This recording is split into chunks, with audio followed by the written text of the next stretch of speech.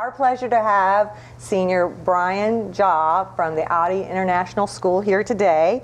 He's a very young leader who's made some major impacts, in my opinion, in the community. He's a debater, he's a storyteller, he's an advocate, and he's definitely an emerging entrepreneur. So I'm going to be quiet. I'm going to let him tell you about a project that he started called the Youth Voice for Small Business, and go on from there. Yeah. So as mentioned, my name is Bryan Zhao, and I'm a senior at the Awty International School. So Youth Voice for Small Business is really a policy advocate group that aims to empower, train, and educate young people to advocate, as the name suggests, for small businesses. So I'll highlight two projects I think that are really notable that we're working on. The first is our storytelling series, where so far we've interviewed 15 small business owners across the country, and that number is only rising. We have more interviews planned, and we published 10 of their interviews in a book. The first one in the series called Unheard Voices, Stories of Entrepreneurs from Main Street, that aims to uplift these voices of small business owners that are frequently left out of policy discussions and economic discussions as well. We want to get these voices to be heard, to not only educate and give advice for young leaders, but also to make sure they're heard in the discussions of rules, laws, legislations that are shaping their futures. And the second project that I think is rather interesting that we're working on is a series that specifically aims to empower young people through education. And this is our initiative where we're doing leadership training for young people to get more people in the community, which is, we had a recent training program in the University of Houston where it's called the First National Youth Leadership Certificate Program, where we wanted to bring more young people to advocate for small businesses. And how do we do that? We must give them these skills and make them feel confident in the first place to actually be able to work with these small business owners, to go and interview, and to make the impact that is so necessary for communities.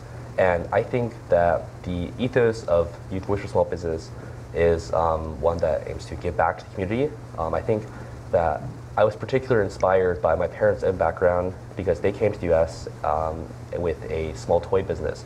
So the stories of small business owners really resonated with me. And at the same time, in debate, as I learned how small businesses drive economic growth, but were left out of policymaking, I became increasingly inspired to work for them and make sure they are heard. Well, that's very relevant, that last part that you said, with the economy and the conditions today, and that the youth, as an adult, y'all are our next generation.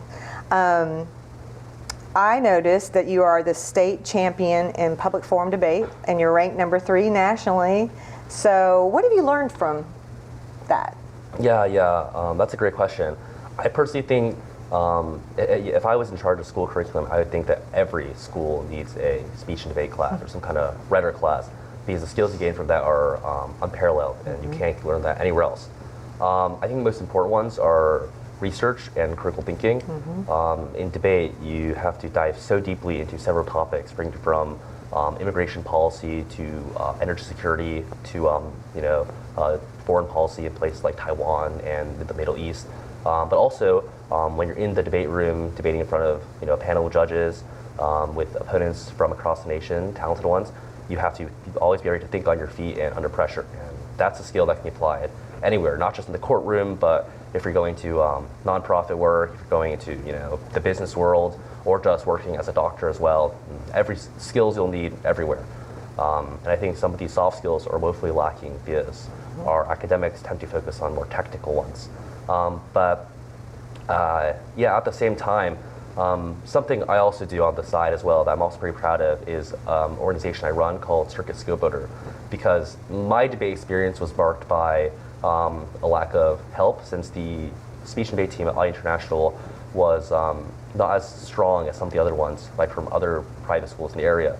So in trying to give back to the community, I wanted to create a program that educated younger debaters to be able to compete at the highest level. So not just get more into the activity, but how do we actually start winning? So we've worked with other nonprofits to expand our reach to 20 countries. And I think the project I'm most proud of is fundraising a scholarship program that managed to give grants of $1,000 to young debaters and underserviced debaters across the country. But aside from like the numbers, I think the most important part was hearing what they said, their stories.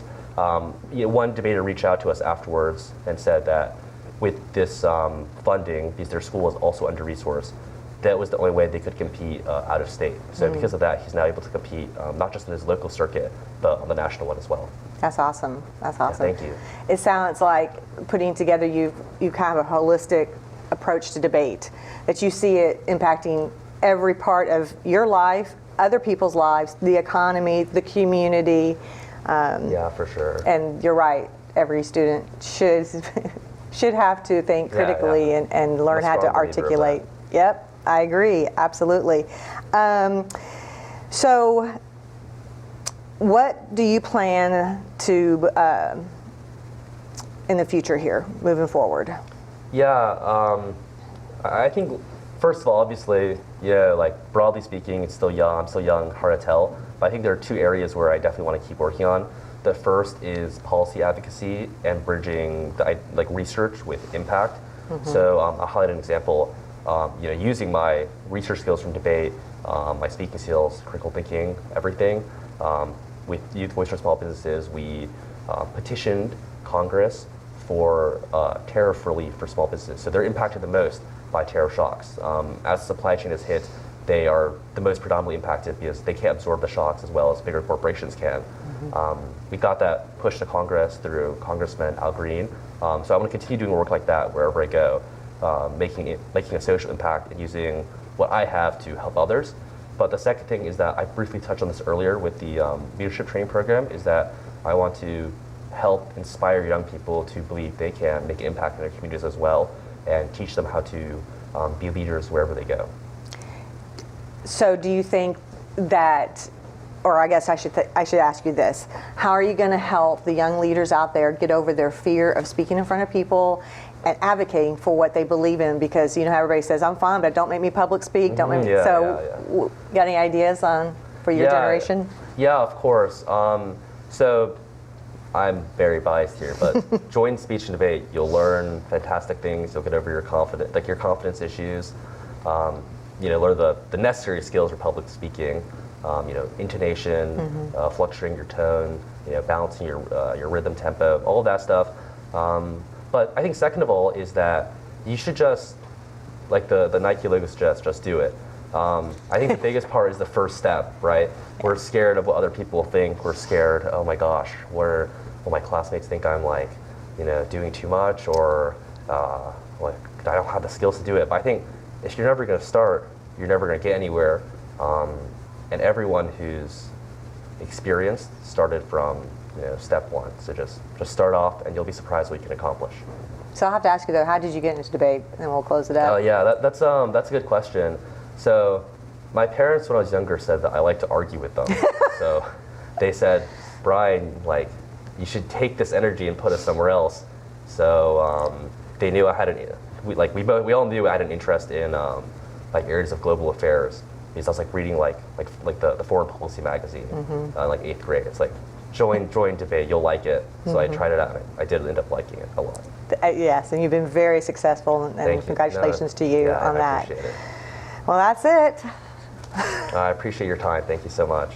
Thank you.